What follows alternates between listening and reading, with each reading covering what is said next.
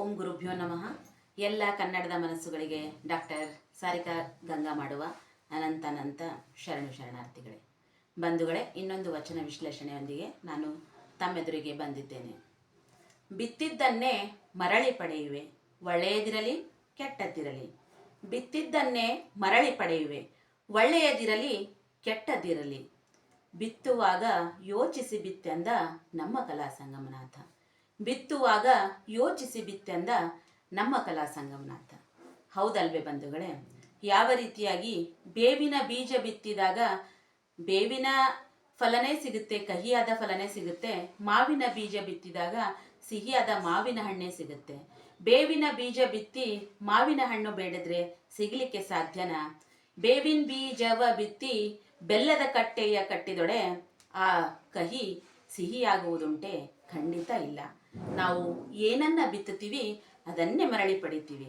ಹಾಗೆಯೇ ಕೂಡ ನಾವು ಎಂತಹ ಕರ್ಮಗಳನ್ನು ಮಾಡ್ತೀವೋ ಅಂತಹ ಒಂದು ಪ್ರತಿಫಲನೆ ನಮಗೆ ವಾಪಸ್ ಬರಲಿಕ್ಕೆ ಸಾಧ್ಯ ಆಗುತ್ತೆ. ನಾವು 4 ಜನರಿಗೆ ಒಳ್ಳೆಯದು ಮಾಡಿದರೆ ನಮಗೆ ಅದರ ದುಪ್ಪಟ್ಟಾಗಿ ಒಳ್ಳೆಯದು ವಾಪಸ್ ಬರುತ್ತೆ. ನಾವು ಕೆಟ್ಟದ್ದನ್ನು ಮಾಡಿದ್ರೆ ಅದರ ದುಪ್ಪಟ್ಟಾಗಿ ಕೆಟ್ಟದ್ದು ನಮಗೆ ಸಂಭವಿಸುತ್ತೆ. ಹಾಗಾಗಿ ನಾವು ಯಾವುದೇ ಕರ್ಮ ಮಾಡುವಕ್ಕಿಂತ ಮುಂಚೆ ಬಹಳಷ್ಟು ಯೋಚನೆ ಮಾಡಿ ನಾವು ಹೆಜ್ಜೆಯನ್ನು ಮುಂದಿಟ್ಟು ನಮ್ಮ ಕೆಲಸ ಕಾರ್ಯಗಳಲ್ಲಿ ತೊಡಗಿಸಿಕೊಳ್ಬೇಕು. ಸಾಧ್ಯವಾದರೆ ನಮ್ಮ ಕೈಯಿಂದ ಒಳ್ಳೆಯದನ್ನು ಮಾಡಬೇಕು. ಸಾಧ್ಯವಾಗದೇ ಇದ್ದರೆ ಸುಮ್ಮನೆ ಇರಬೇಕು. ಆದರೆ ಕೆಟ್ಟದ್ದಂತೂ ಮಾಡೋದಕ್ಕೆ ಹೋಗಲೇಬಾರದು.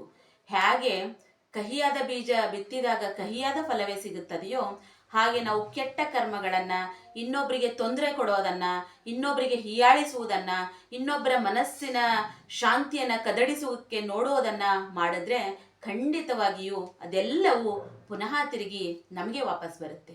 ಹಾಗಾಗಿ ಬಂಧುಗಳೇ, ನಾವು ಇನ್ನು ಮುಂದಾದರೂ ನಮ್ಮ ಕರ್ಮಗಳಲ್ಲಿ ಶ್ರದ್ಧೆ ಇಟ್ಟು ಉತ್ತಮ ಕಾರ್ಯಗಳನ್ನು, ಬೇರೆಯವರಿಗೆ ಪರೋಪಕಾರಿಯಾಗಿರುವಂತಹ ಕೆಲಸಗಳನ್ನು ಮಾಡೋಣ. ಬೇರೆಯವರ ಮನಸ್ಸಿಗೆ ಆನಂದ ನೀಡುವಂತಹ ಕಾರ್ಯದಲ್ಲಿ ನಾವು ತೊಡಗಿಕೊಳ್ಳೋಣ. ಅಂದಾಗ ನಮ್ಮ ಮನಸ್ಸಿಗೆ ಆನಂದವಾಗುವಂತಹ ಮುಂದೆ ಕೆಲವು ವಿಷಯಗಳು ನಮಗೆ ಘಟಿಸಲಿಕ್ಕೆ ಸಾಧ್ಯ ಆಗುತ್ತೆ. ನಾವು ಪರರನ್ನು ನೋಯಿಸಿದ್ರೆ ನಮಗೂ ಪರರು ನೋಯಿಸ್ತಾರೆ ಅನ್ನೋದನ್ನು ನಾವು ಅರಿತುಕೊಂಡು ಬಾಳಿದಾಗ ನಮಗೆ ಮುಂದೆ ಯಾವುದೇ ರೀತಿಯ ತೊಂದರೆಗಳು ಆಗಲಿಕ್ಕೆ ಸಾಧ್ಯ ಆಗುವುದಿಲ್ಲ.